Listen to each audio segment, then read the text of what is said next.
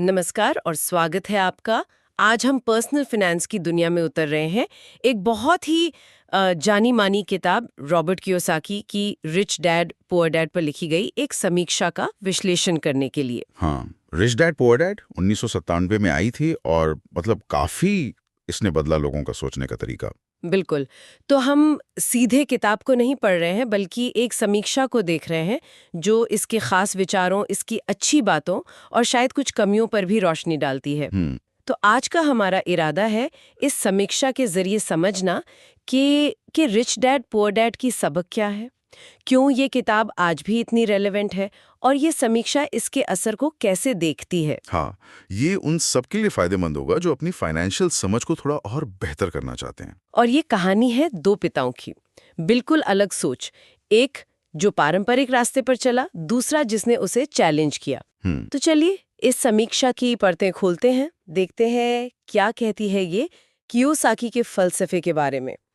तो किताब की जो बुनियाद है वो तो हम जानते हैं, कियोसाकी के दो पिता। हाँ एक उनके अपने पिता, पढ़े लिखे सरकारी नौकरी वाले, पर पैसों को लेकर हमेशा संघर्ष करते हुए, जिन्हें वो पुअर डैड कहते हैं। जी। और दूसरे उनके दोस्त के पिता, हाई स्कूल ड्रॉप आउट मगर सफल बिजनेसमैन, निवेशक, उनकी रिच डैड। कॉन्सेप्ट तो सीधा है, पर समीक्षा इसे कैसे देखती है? क्या ये सिर्फ कहानी कहने का तरीका है? देखिए, दिलचस्प बात यह है कि समीक्षा मानती है कि ये जो दो डैड का कॉन्ट्रास्ट है ना, यही किताब की सबसे बड़ी मतलब यूएसपी है। अच्छा। ये सिर्फ पैसे कमाने के दो तरीके नहीं दिखाती, बल्कि पैसे को लेकर दो अलग सोच, दो माइंडसेट दिखाती है। हाँ, माइंडसेट। समीक्षा इस पर जोर देती है कि कियोसाकी का सबसे बड़ा कंट्रीब्यूशन शायद यही था। उन्होंने पैसे की बात को टेक्निकल चीजों से हटाकर मानसिकता पर ला दिया। समीक्षा कहती है कि किताब का मूल तर्क यही है कि आपकी फाइनेंशियल कंडीशन आपकी डिग्री या नौकरी से ज्यादा आपकी सोच तय करती है। और ये बात उस समय मतलब 1997 में काफी नई थी। हाँ, ये मानसिकता वाली बात तो सच में बहुत अहम है। और इसी से जुड़ता है पहला बड़ा सबक जिसे समीक्षा भी हाईलाइट करती है, फाइनेंशियल एजुकेशन की जरूरत। बिल्कुल। समीक्षा का कहना है कि कियोसाकी ने ये बात बड़े अच्छे से सामने रखी कि हमारे स्कूल, कॉलेज हमें प्रोफेशनल स्किल्स तो सिखाते हैं, पर पैसा कैसे काम करता है ये नहीं। सही बात है। रिच डैड का फोकस इसी पर था, पैसे की समझ, इन्वेस्टमेंट, एसेट बनाना सीखो, सिर्फ सैलरी कमाना नहीं। बिल्कुल। और समीक्षा कहती है कि ये सिर्फ एक आइडिया नहीं है, ये एक तरह का कॉल टू एक्शन है। अच्छा, कैसे? कियोसाकी कह रहे हैं कि भाई अपनी फाइनेंशियल एजुकेशन की जिम्मेदारी खुद लो, सिस्टम पर मत छोड़ो। समीक्षा इसे आज भी उतना ही जरूरी मानती है क्योंकि आज तो फाइनेंशियल दुनिया और भी कॉम्प्लेक्स हो गई है। हाँ, ये तो है। उसका तर्क है कि अगर उस चूहा दौड़ से बाहर निकलना है तो सीखना बंद नहीं कर सकते, ये तो एक कंटिन्यूअस प्रोसेस है। सही। समीक्षा कहती है कि किताब का असली मैसेज स्कूल जाओ नौकरी पाओ नहीं, बल्कि लगातार सीखते रहो, खासकर पैसे के बारे में है। अच्छा, ये खुद सीखने वाली बात जरूरी है। अब आते हैं उस कॉन्सेप्ट पे जो शायद रिच डैड पुअर डैड की पहचान ही बन गया है, एसेट्स वर्सेस लायबिलिटीज, संपत्ति बनाम देनदारियां। हाँ, समीक्षा इन डेफिनेशंस को कैसे देखती है? क्या वो बस उन्हें दोहराती है या कुछ और भी कहती है? समीक्षा मानती है कि कियोसाकी की जो परिभाषाएं हैं, एसेट वो जो जेब में पैसा डाले, लायबिलिटी वो जो निकाले, वो बहुत ही सरल और पावरफुल हैं।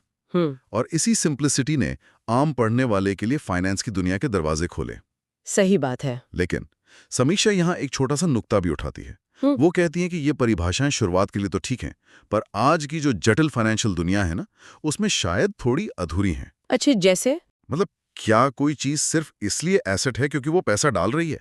क्या क्वालिटी, रिस्क, लिक्विडिटी ये सब मायने नहीं रखते?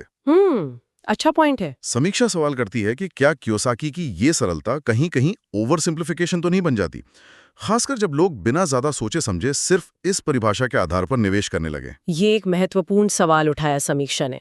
मतलब सरलता ठीक है, पर शायद काफी नहीं है हर बार।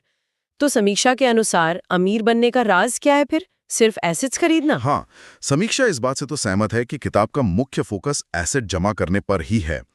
अमीर लोग एसेट खरीदते हैं जबकि बाकी लोग लाइबिलिटीज खरीदते हैं और अक्सर उन्हें एसेट समझ लेते हैं। जैसे बड़ा घर या महंगी गाड़ी। बिल्कुल, जिस पर भारी कर्ज हो।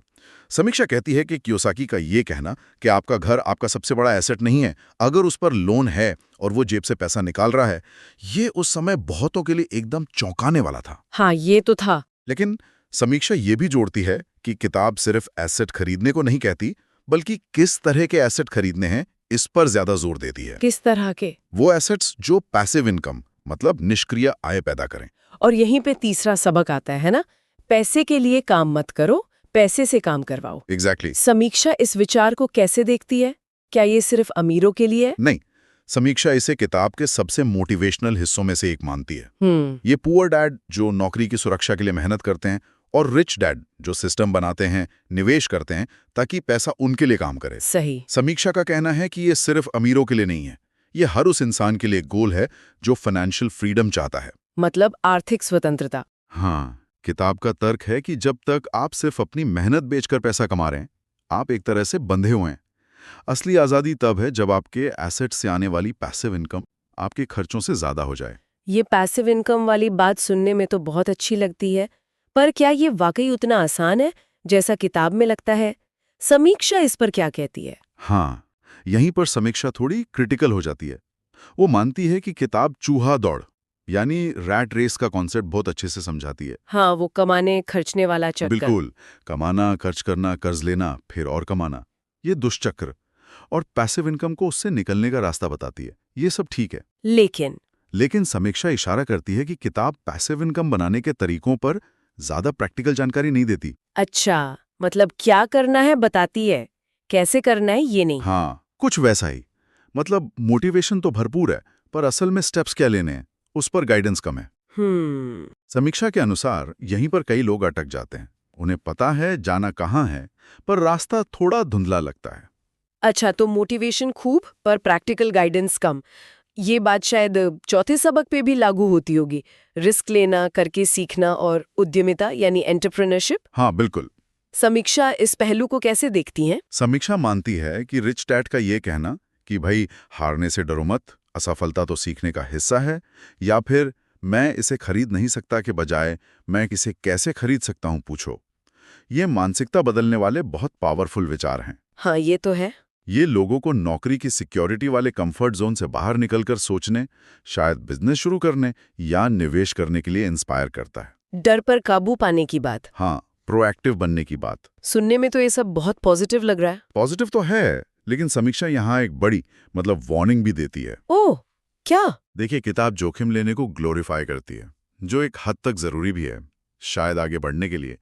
पर समीक्षा सवाल उठाती है कि क्या ये बिना सोचे समझे रिस्क लेने को बढ़ावा देती है?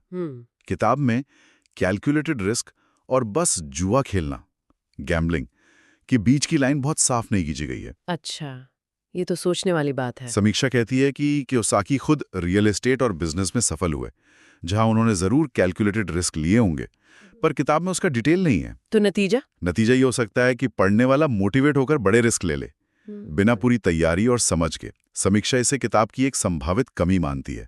प्रेरणा तो है, पर रिस्क मैनेजमेंट का फ्रेमवर्क गायब है। इससे एक अहम सवाल उठता है कि प्रेरणा और जिम्मेदार एक्शन के बीच बैलेंस कैसे बने। बिल्कुल, यही सवाल है। तो अब अगर हम समीक्षा के नजरिए से किताब की ताकतों और कमजोरियों को समेटें तो क्या तस्वीर बनती है? समीक्षा के हिसाब से ताकतें तो साफ हैं। पहली, भाषा बहुत सरल, सीधी, जिसने पर्सनल फाइनेंस को आम लोगों तक पहुंचा दिया। हाँ। दूसरी, मानसिकता पर जोर। ये उस समय के हिसाब से बहुत बड़ी बात थी। लोगों को सिखाया कि पैसा कमाना सिर्फ स्किल नहीं, सोच का भी खेल है। सही। तीसरी, एसेट्स बनाम liabilities, passive income, financial freedom जैसे कॉन्सेप्ट्स बहुत यादगार तरीके से समझाए। और चौथी, ये बहुत इंस्पिरेशनल है, लोगों को अपनी सिचुएशन पर सवाल उठाने और बड़ा सोचने पर मजबूर करती है। ठीक है, और कमजोरियां समीक्षा क्या कहती है? कमजोरियों में जैसा हमने बात की, सबसे पहली तो वही प्रैक्टिकल कैसे करें यानी हाउ टू जानकारी की कमी। ये फिलॉसफी ज्यादा है, स्टेप बाय स्टेप गाइड कम। दूसरी आलोचना जिसका जिक्र समीक्षा करती है वो रिच डैड के अस्तित्व पर ही सवाल है। अच्छा, मतलब वो थे भी या नहीं? हाँ, कुछ आलोचक मानते हैं कि रिच डैड शायद एक काल्पनिक कैरेक्टर हैं जिन्हें कियोसाकी ने अपने आइडियाज को बेहतर तरीके से पेश करने के लिए बनाया है। समीक्षा कहती है कि इससे किताब के मैसेज पर तो शायद फर्क ना पड़े, पर लेखक की क्रेडिबिलिटी पर सवाल उठता है। हम यहाँ सिर्फ वो बता रहे हैं जो समीक्षा में कहा गया है। ठीक है, समझा। तीसरी, जैसा हमने रिस्क वाले पहलू पर बात की, बिना ठोस स्ट्रैटेजी के रिस्क लेने पर जोर देना वो खतरनाक हो सकता है। और चौथी, समीक्षा ये भी नोट करती है कि कुछ सलाहें जैसे टैक्स बचाने के तरीके या कॉरपोरेशन बनाने की बातें, वो शायद हर किसी के लिए प्रैक्टिकल या कानूनी तौर पर सही ना हो, खासकर अलग-अलग देशों में। ये तो काफी बैलेंस्ड नजरिया लग रहा है समीक्षा का। तो फिर समीक्षा के हिसाब से ये किताब किन लोगों के लिए सबसे ज्यादा फायदेमंद है? किसे पढ़नी चाहिए? समीक्षा का मानना है कि ये किताब उन लोगों के लिए एक बेहतरीन स्टार्ट है जो पर्सनल फाइनेंस की दुनिया में पहला कदम रख रहे हैं। बिगिनर्स के लिए। हाँ, बिगिनर्स, उन लोगों के लिए जो अपनी 9 to 5 वाली जॉब से खुश नहीं हैं और उस पेचेक टू पेचेक वाली लाइफ से बाहर निकलना चाहते हैं। जो लोग एंटरप्रेन्योर या इन्वेस्टर बनने का सपना देखते हैं, उनके लिए माइंडसेट बदलने वाली किताब हो सकती है। अच्छा। और कोई भी इंसान जो पैसे को लेकर अपनी पुरानी सोच, अपनी कंडीशनिंग को समझना चाहता है, उसे भी इससे कुछ ना कुछ सीखने को जरूर मिलेगा। तो ये एक तरह से दरवाजा खोलती है। हाँ, समीक्षा कहती है कि इसे एक गेटवे ड्रग की तरह समझें जो आपको पर्सनल फाइनेंस की दुनिया में खींच लाता है। बेशक बाद में आपको और गहराई वाली किताबों और सलाह की जरूरत पड़ेगी। गेटवे ड्रग, ये दिलचस्प है। तो अगर समीक्षा के नजरिए से किताब के मूल संदेश को एक लाइन में समेटना हो तो वो क्या होगा? समीक्षा के अनुसार मूल संदेश ये है, फाइनेंशियल स्वतंत्रता किस्मत या सिर्फ ज्यादा कमाई से नहीं मिलती। ये एक सचेत चुनाव है जो सही मानसिकता, लगातार सीखने और एसेट बनाने पर फोकस करने से हासिल होती है। ये उस पारंपरिक रास्ते पढ़ो, नौकरी करो, रिटायर हो जाओ पर सवाल उठाती है और पढ़ने वालों को अपने फाइनेंशियल फ्यूचर का कंट्रोल खुद लेने के लिए उकसाती है। समीक्षा मानती है कि भले ही इसमें कमियां हों, पर इसने लाखों लोगों को पैसे के बारे में एक नया नजरिया दिया। इसीलिए समीक्षा ने इसे 4.55 जैसी काफी ऊंची रेटिंग दी है। कमियों के बावजूद असर बड़ा रहा। बिल्कुल, असर बहुत बड़ा रहा है। तो कुल मिलाकर इस समीक्षा के विश्लेषण से हमने क्या समझा? हमने देखा कि दो डैड की कहानी कैसे मानसिकता की ताकत दिखाती है। एसेट्स पर फोकस करना, पैसिव इनकम का लक्ष्य रखना और खुद से फाइनेंशियल बातें सीखना, इन पर जोर है। हाँ, लेकिन साथ ही समीक्षा हमें प्रैक्टिकल स्टेप्स की कमी, रिच डैड के होने न होने पर सवाल और रिस्क को लेकर जो संभावित खतरे हैं उनके बारे में भी सावधान करती है। बिल्कुल। और अगर हम इसे एक सीखने वाले के नजरिए से देखें तो ये किताब या इस जैसी माइंडसेट बदलने वाली किताबें एक चिंगारी की तरह होती हैं। एक स्पार्क। हाँ, एक स्पार्क। ये आपको सोचने पर मजबूर करती हैं, एक अलग रास्ता दिखा सकती हैं, लेकिन ये सिर्फ शुरुआत है। समीक्षा का भी निचोड़ यही है कि इस प्रेरणा को असल ज्ञान, डीप रिसर्च और एक सोची समझी प्लानिंग से बैकअप देना बहुत जरूरी है, खासकर रिस्क के मामले में। हाँ, खासकर जब बात रिस्क लेने की हो।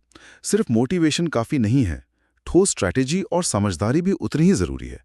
कियोसाकी की हर बात को आंख बंद करके फॉलो नहीं करना है, बल्कि उनसे प्रेरणा लेकर अपनी सिचुएशन के हिसाब से अपना रास्ता बनाना है। ये बहुत अच्छी सलाह है। प्रेरणा लें पर अपना दिमाग इस्तेमाल करें और पूरी रिसर्च करें। तो इस पूरी बातचीत के बाद एक सवाल जो शायद सोचने लायक है, वो ये कि अगर कोई पारंपरिक शिक्षा और सुरक्षित नौकरी के दायरे से बाहर निकलकर पर्सनल फाइनेंशियल फ्रीडम की तरफ जाना चाहता है, तो इस समीक्षा की रोशनी में उसका पहला व्यावहारिक और सुरक्षित कदम क्या हो सकता है? ये सोचने वाला सवाल है। हाँ, ये बस एक विचार है जिस पर सोचा जा सकता है। इस गहरी बातचीत में शामिल होने के लिए धन्यवाद। उम्मीद है कि इस समीक्षा का विश्लेषण आप सबके लिए जानकारी भरा और उपयोगी रहा होगा। धन्यवाद। अगली बार फिर मिलेंगे एक नए विषय के साथ। तब तक सीखते रहें और सोचते रहें।